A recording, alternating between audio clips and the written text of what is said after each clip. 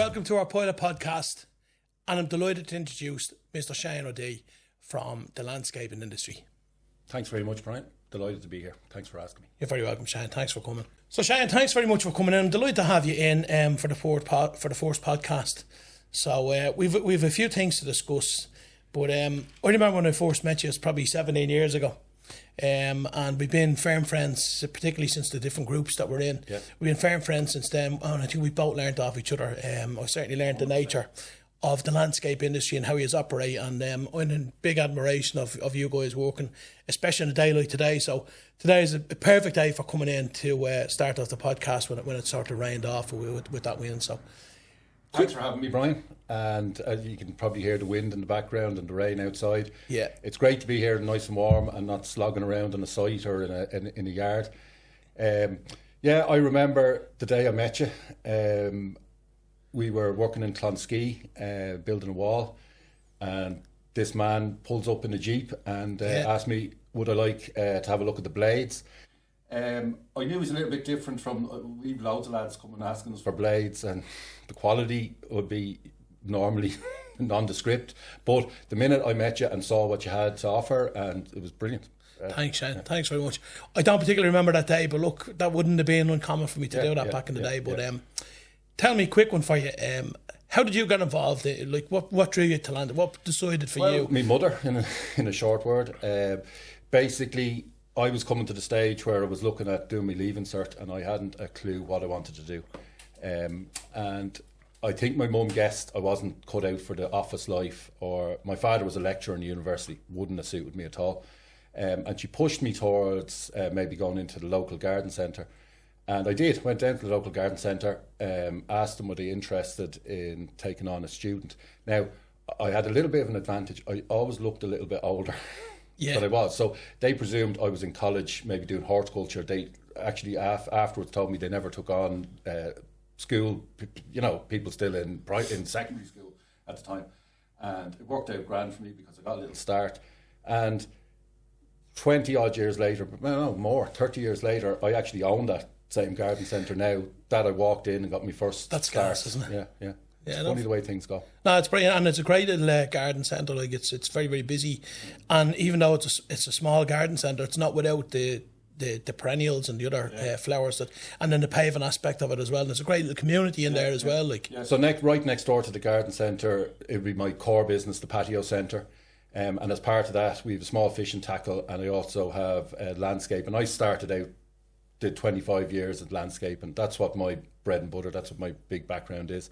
And I still have that going. I have obviously I'm not on site all the time, but I'm much part of bringing the work in, keep making sure the work is done correct and getting the right staff and making sure they have what they need and when they need it. Brilliant, okay. Yeah. So speaking of the landscape, what challenges do you see now? Obviously, I see it myself, there's such a variation in media from standard cobble-lock, which seems to have nearly gone out with the Indians, to tarmac with lovely gold and quartz borders, then to porcelain, and now into resins. And where do you see it evolving? Well, the biggest limiting factor is staff. Okay. Good staff. There's plenty of people who will do work, but it's good quality workmanship is the massive thing. When I started, there was a lot of stone walls, old traditional cobble lock, all these kind of things, all different types of paving. These things are actually slowly eroding from the industry, and it's a lot more stuff that can go in fast, more machine based rather than real skill based. If you're building walls now, you're more likely to see them rendered and painted rather than really nice old stonework. I'm a little bit of a traditionalist in that way. I love old stonework, and that is something that I'm trying to keep alive, keep going in some of our own jobs we're doing. But it's becoming, the cost of living's going up and everything's going up, like labour's going up, materials are going up. It's becoming less and less possible to do these real old traditional ways. So all the new stuff is coming in, your renders, your resins, they all have their place, they all look well. It's going to keep changing, I think, away from the traditional and more towards the resins, the porcelains, the stuff that's more readily available. Also, as transport costs go up, a lot of the natural stones like Ireland is a country that has a lot of limestone and granite, and a lot of it is suitable for paving. It's just the cost in Ireland of producing the stuff. But wouldn't you think, though, obviously Irish products such as limestone and our granites, wouldn't you think they're cheaper than importing them from, say, I'm saying from Egypt, Egyptian limestone, the granites from China, and then the Portuguese limestone that you're saying as well? Like, why is it that we can't produce? Is it down to I staff? believe it's the cost of staff in Ireland is so much bigger, or it's so much higher. Like, I can bring in granite from China at a fraction of the cost I would bring it in, like buy it locally, very locally, like, you know. Yeah, okay. The same with limestones and stuff like that. They're lovely products, the Irish products, but it's just the cost is so massive between the stuff we bring in from the east to the Irish stuff that they have their place. People are willing to pay that premium for some things, but generally in the general run things, the cheaper products that aren't necessarily worse. It's just it's cheaper to produce them in these countries, and even with having to ship them to Ireland, it's still massively. And you touched on it there with staff, because obviously not this audience now, it's for an awful lot of the Irish landscape, not just landscapers, but talk about electricians and plumbers. A big shortfall we have in here is the manpower, is the labour, and trying to encourage young guys to come in, like especially when you're working on a day like they're out today, or working sites there's no heating on, you're a plumber. Where do you think the shortfall is? Is it the money is the big thing? Because it is, because you want to get people involved in it. You want to get them. You know, a guy's in college and he knows he might do 5 or 6 years and he can go into a good job down the road. Has our generation ruined the generation behind us, because we're not encouraging them to go out and do the jobs that we've done traditionally? Exactly. Like, we try to shield them maybe from it, where really we should be encouraging them. I think, like with my lads, I'd encourage them, even if they want to do something down the line, maybe go and do an apprenticeship for a few years. It's not going to hurt. And then if you want to go to college and do something else and visit it again, they might love the apprenticeship and they might want to keep it going. But if they do the apprenticeship, even if they go on to something else, they always have that. You know, it's a skill and something that they can always go nearly anywhere in the world, depending on the qualification and whatever trade they do. They could work anywhere. Yeah, okay. And obviously with the training that's involved, is there fast courses involved for landscaping, or? There is some courses, but there isn't actually an apprenticeship in landscaping, which is an awful pity. And the same as across a lot of the demographic of our trades that we have. Okay, you've got electrical contractors that take on electricians and put them through the course. But like, how do you retain the staff? Like, are you giving them company vehicles, for instance? Yeah, so we'd have company vehicles and a fuel card. We'd feel we're quite competitive with the rates of pay. We try to, Irish weather, and I try not to penalise lads if it's lashing rain a day. Like, a man at the end of the day or a woman equally, has bills to pay at the end of the week, and it can't be fluctuating. They need to know at the end of a month they're going to get X amount of money. And the fuel card might become a thing of the past, because obviously we're being pushed into these EV vehicles, these electric vehicles, which are a nuisance, to be honest with you. Like, we've got a diesel fleet of vans. I don't seem to be looking to change anytime soon. The battery. Not really the same. I've asked other people in a similar situation to ourselves, companies that we'd align ourselves with down in Cork. Have they got electric vehicles in the fleet? Some of them have tried them. They've thrown them back and have evidently gone back to diesel, because the rage for the likes of Rangers and so on, which we couldn't have. Even the majority of our deliveries are done around the Dublin area, and you're probably the same, but you're driving up from Wexford. We have trucks going all over the place. We'd have local deliveries, but also we'd be picking up material from all over the place. I'm a little bit biased. I love diesel engine. I love the sound of I love the the sound. engine. You can't beat the sound of it. And I appreciate there's good reasons for it in some ways, but I think it's a massive tick of a box for the government, a lot of this, to be seen to be doing something without really making any progress. But the infrastructure isn't there. Like, we're constantly hearing about these blackouts. We even have people coming into us to ask us, like, we don't really sell generators and such, or supply generators. We have people ask us for generators. There's a panic because they're afraid that they're going to have a blackout in the area. Like, it's not going to be sufficient to run a house. People think they're going to run their kettles. The real way the government should be doing this is, there's plenty of car parks out there. I'm driving down the country and I'm seeing fields that should be grown potatoes. Why should we rely on the likes of all these other countries that you hear? We're relying on these imports from Ukraine and so on for potatoes, for vegetables. Why aren't the fields being used for agriculture, for that industry? Farmers are getting paid not to use their fields in a lot of, where we should be, as you say, growing more of our own stuff, raising more of our own animals. And you see these solar farms as well that seem to be becoming more popular. There's one I passed which ruined the landscape. Yeah. They actually destroyed they tarnished the landscape. I watched one couple were on, I think, prime time a couple of years back, and they're giving away the price of the house that they can't get the value because their back window, which used to have a beautiful view, has now got these. I'm all on about for going for the future and having some element of environmental protection.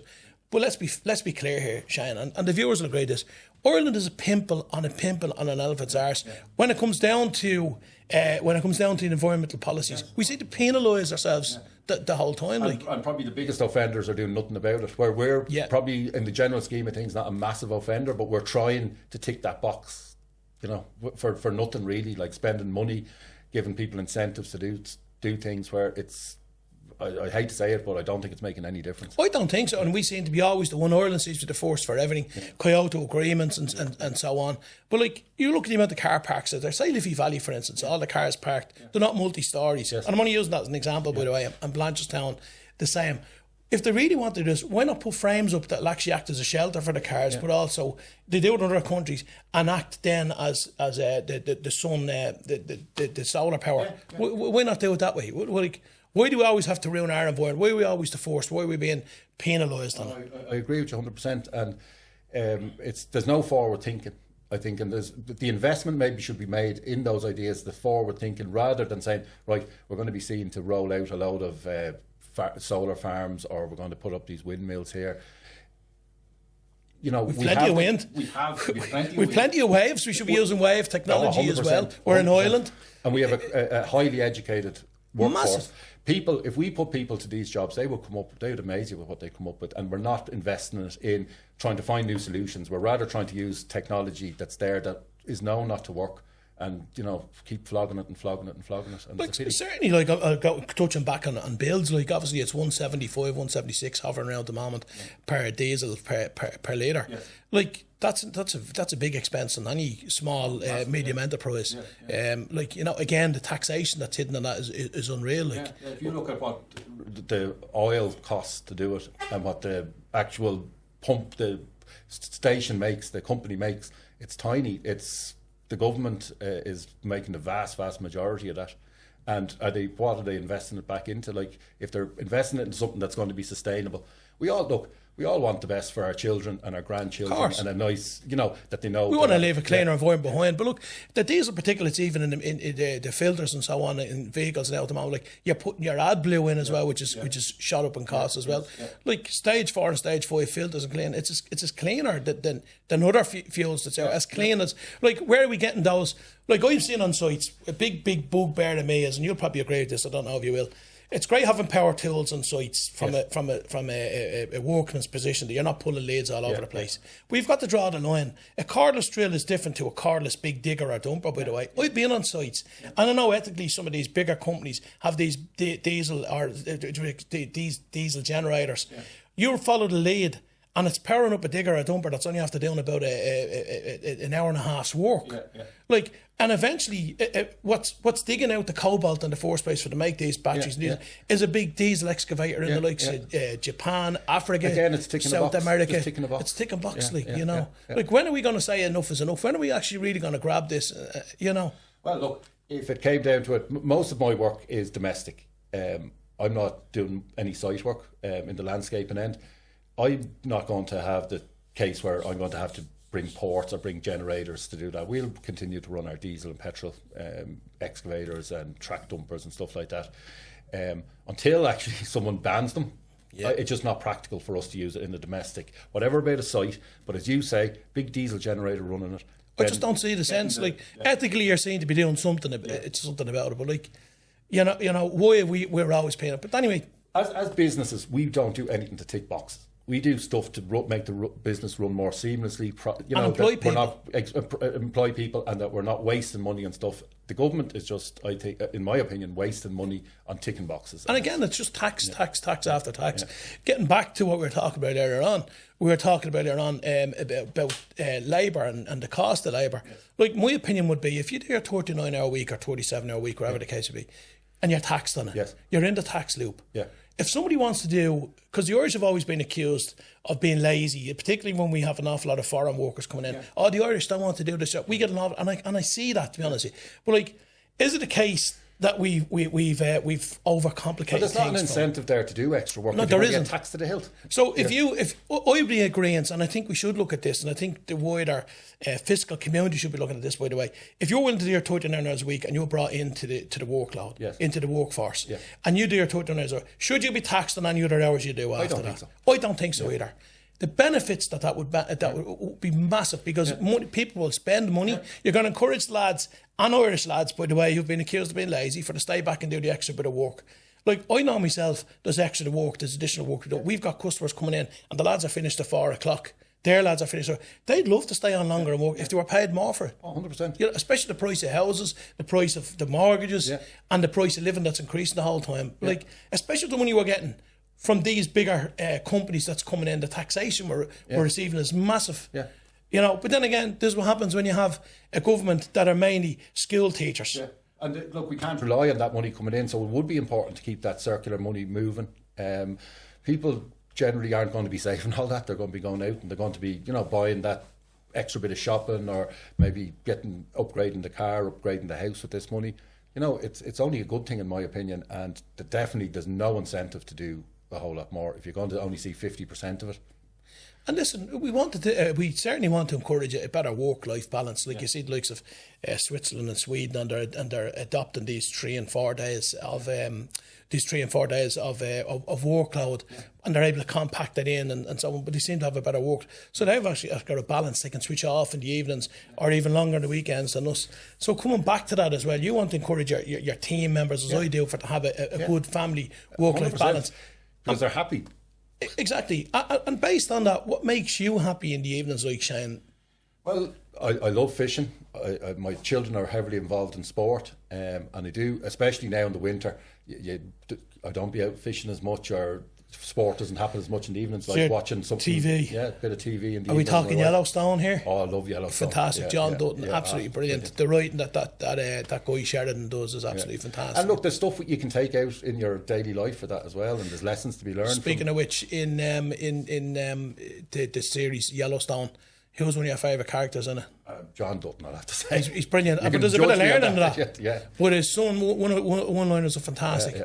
I have to say, in the 1923 episode, Helen Mirren stole it from me, considering she's an English woman. She did the Irish accent far better than... Fabulous actress. So she's done fantastic in some of the series. She's in something at the minute I'm watching. Can't remember. Is it His and Hers or something like that? She's playing a dying woman. It's not His and Hers. It's something else. Finding June or something. Oh like that. yeah, fantastic. She's I've seen that one absolutely- now. or something June anyway. It's absolutely. There's that much brilliant. TV I get confused even when Coronation Street's on the house. I get mixed up between EastEnders. Not that I watch them, by the way. I'm not going to admit that I watch Coronation Street or Emmerdale or any of those. That's an admission there, Brian. No, but they did that Corrydale, didn't they? It was fantastic where the characters come in. I watched that one, I'll admit to that one. But recently I've just finished the second episode and series of Landman. Okay, yeah. Absolutely excellent. It's Billy Bob Thornton. Fantastic, by the way. Some great characters. The same Someone writer writes it. It's fantastic. Again, dark evenings, put on the fire or put on the gas fire, carbon again. Watch a bit of TV, colourful, because obviously, look, with the vitamin B, and yesterday being Monday, we're talking, yesterday was Blue Monday, as it calls.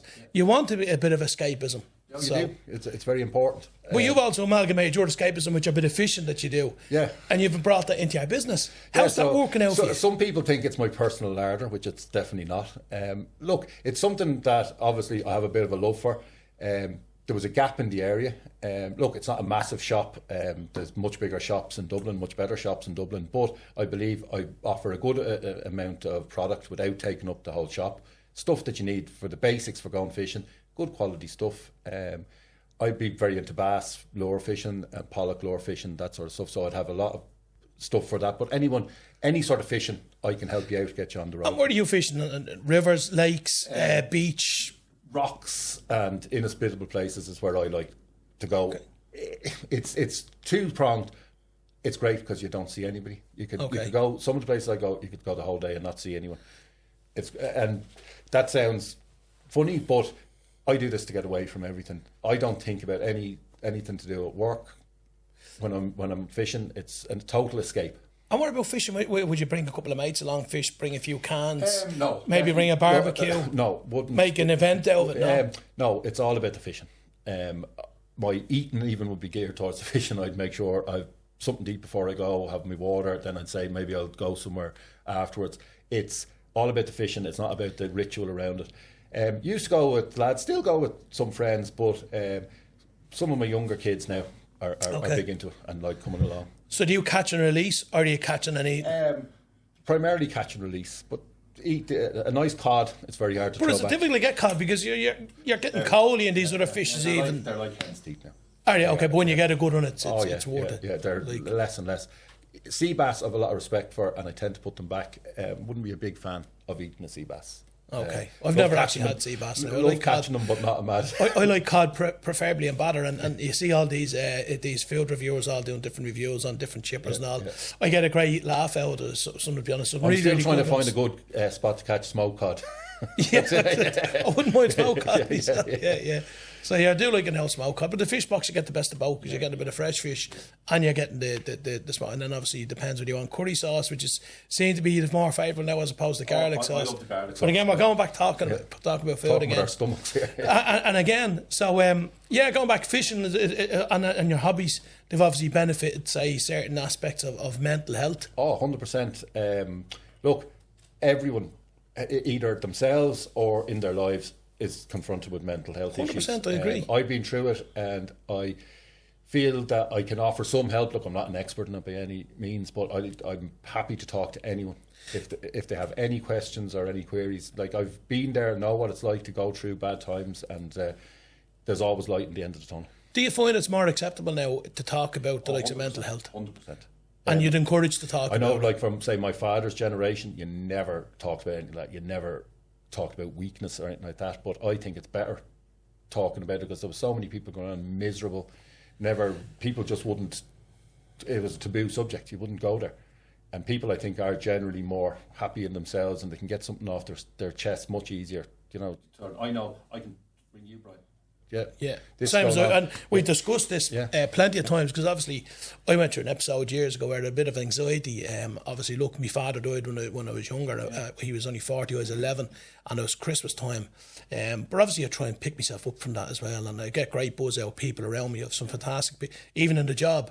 Here we've got like they're not just people I've taken on for they're friends. Yeah. It's a whole network. Yeah. There's friends. We've become very, very close. We'd see more of each other here than we would our own families sometimes. I often think that as well. Like, you know, you see your family a couple of hours in the evening, maybe at the weekend. You're maybe 9-10 hours a day working with people. And it's important to get on.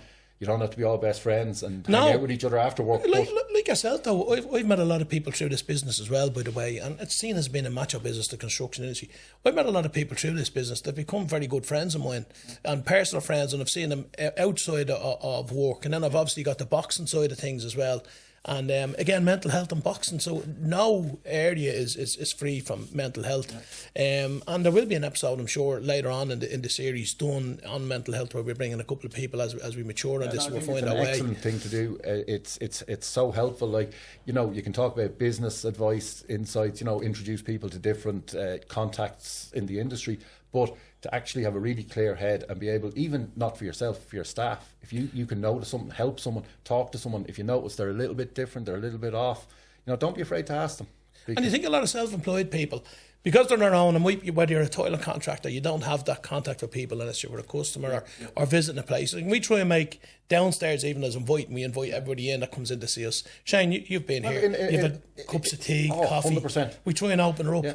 We're open to discussion. It's not just all business. You like you say, you could have a tiling contractor, you could have a lad working on his own, or maybe with one or two crew working in different areas. They come in somewhere like this. I see it in our own shop in Cabinteely in the Patio Centre. They want to chat, they want to talk to you, they want to ask you what's new, they want to shoot the breeze, talk about football, talk about anything, the weather. Just something to talk about, something different to someone that you get a different point of view. And some people just don't want to talk, and you have to respect that as well. Of course, But like if somebody comes in with a broken arm, you can easily turn and say, geez, what happened to your arm? Oh, fell off, I was on the kids' electric scooter the weekend. With somebody with mental health, you very, very careful. And in fairness, to some people on the internet, one of them who's in the paving industry, by the way, and he won't mind me mentioning his name, is Ashbourne Paving, Trevor. He does a fantastic, and I'll have him. I'm sure I won't get away from inviting him on. He'll take over one of these, by the way, because the Ashbourne Paving. He's fantastic. Again, under a very good customer and a personal friend as he's become. And I've seen his journey, and he talks very openly about his it's journey. excellent, and it's inspiring to people. It is, and I think it's made it a lot easier for people in that field and in that business. Even the guys he takes on, he has them all. It's dancing. His videos are outrageous. They're funny, by the way. I get a great laugh out of it. Seems to have a very loyal crew with him there, and they do serious work. They do some serious work, and I know them guys from years ago, before they even Ashbourne Paving, before the recession and everything else. Like, and for to come through those, so that those times is very good of him to promote the way he is. And that's a really good point there about the broken arm, and asking people. It's important that we be open and honest with all of us. We're in a day and age now where a lot more is said and a lot more is accepted. Ask if someone's not feeling well. Don't forget that, like, I can't understand an awful lot of these people that have these mental breakdowns and mental issues. There's something going on in the background, whether it's historical, whether it's family, whether it's down to the fact that we don't get enough daylight, we get rain in this country. Is it a case of feel like they're on their own, they can't talk to their staff about it, they're fine? Is it financial? Because even there's some people even take their own life, and you look at their life on the outside, that fella's flying, he's got a lovely car, a lovely home, his business is flying. There's some little thing that you don't see, I don't see, that it's getting them down, and it could be something so easily you're worrying about that could be so easily fixed. I sometimes feel in the night I could wake up worried about something, and generally in the morning it's all forgotten. I've come up with a solution to it, and the next day you told me you slept like a baby before. Well, you wake up several times, have a quick bottle and go back to sleep. Like most of us, to be quite honest with you, but Ken, talking of sleep, are you getting a full 8 hours sleep? As recommended, by the way. I rarely get a full 8 hours sleep. Some nights you get more, some nights you get less. Generally don't have much trouble going to sleep, but when I wake up at 10, I get up early enough anyway, but when I wake up, it's usually it. That's not getting. I'm accused of being a morning person. Right. Yeah. Because I love the mornings. I love it, and again, it's another morning I'm saying, and I look forward to the day ahead, and like that as well. You make a lot of good decisions and things in the morning, would you? I do in the morning. I come up with ideas. I do. I constantly probably never turn off, but I'm very involved in the business. And again, an uncle of mine years ago said to me, and I didn't get this till years later, because obviously with the different elements of the business I've come through and setting up AccurA 17 years ago, I don't look at work as being a chore. I don't look at it as going to work, because a lot of my friends are here, and then people I'm dealing with are friends. You're offering advice to people. That's the element I live. So I don't look at this as going to work. Yeah, there's a famous saying, isn't there? Find something you like doing and you'll never work a day in your life. Well, that cliche has been said to me by an uncle of mine years ago. Lord rest him, my Uncle Tony, in fairness, fantastic guy. And said to his son, he says to me, if you find something, because obviously my dad being dead, he says to me, if you find a job that you like, he says, you'll never work a day in your life. And I clicked with that, but it didn't happen to me till years. And then I understood, and I came back to it and said, he was 100%. And it doesn't happen every day. There's bad days, there's good days, but it's... I know people, and they're in a job, Shane, and they're in a job, and they're just going through the motions, and they're looking at the clock. Yeah. I try not to look at the clock. Obviously I'm trying to make the work-life balance for the family as well, and you have to do that as well. And I enjoy my holidays, but even on holidays I drive them mad, because I look at I'm looking at construction, I'm looking at different ways and what we can bring back. So I'm constantly involved in it. Even driving down the road, even from the days back when I worked in Height for Hire, I can't look at a building now without counting the many stories there is to walk out and see. It's in you. Yeah, it is. I'd be very much the same. You can't walk by a tree, no trees, paving, anything like that. Also, I think now sort of made a conscious decision that holidays, I'm actually looking at now, maybe around Christmas time, taking my main holiday. When it's a better time to phones are all closed, and there's not as much, you can actually really enjoy yourself, and you don't have people looking for you or having to make decisions or wondering what's going on. Even if you don't have to, you're always, if the shop's open or the lads are working, you're always wondering, I hope they're getting on well. You can't take it out of us. That's probably what drives us to do what we do. Speaking of holidays, during the summer you're not getting a proper break, because people are taking the holidays at a different time. Where traditionally you had builders' holidays, but even going on builders' holidays traditionally at that time, things are more expensive, because obviously the majority of people were being off. It seems to be like the traditional builders' holidays, I could be wrong, but they seem to be like dwindling back. The thing nearly becoming more of a thing of the past, because as you say, when every single construction family in Ireland is going booking a holiday and it's all at the same time, of course it's the price is going to be through the roof. And at Christmas, now obviously this is the time people are looking at holidays. At Christmas time for next year, are you looking at booking somewhere to go away for Christmas? Yeah, I think it. Like, are you talking the sun? Yeah, definitely. A bit of winter sun, there's nothing like it. I suffer a bit of joint pain, and I know I'm not a great man now for sitting by the pool. Turmeric's a good man for joint pain, by the way. No. But it has to be taken with the active ingredient of black pepper. I've started recently taking them from Barrett's. They're fantastic. I'm not plugging Barrett's. You can get them anywhere. Easily, these things easy to get over the counter. They are. Look, Barrett's, I'm sure you can get them online, but the active ingredient, if you're taking turmeric, and Lidl and Aldi do these little turmeric shots, you have to take them with an active ingredient. I'm sounding like a doctor here, Jesus.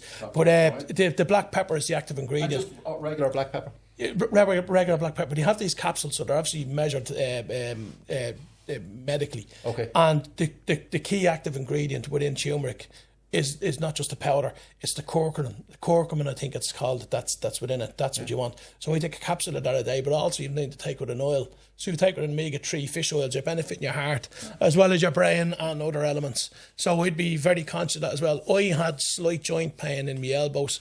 I had a bit of gout as well years ago, but I've had a couple of flares of gout, but they say it's rich man's disease. It's not. It's just everything is laced with every food, as you know, has E numbers and so on. Even you're probably over proteining and so on.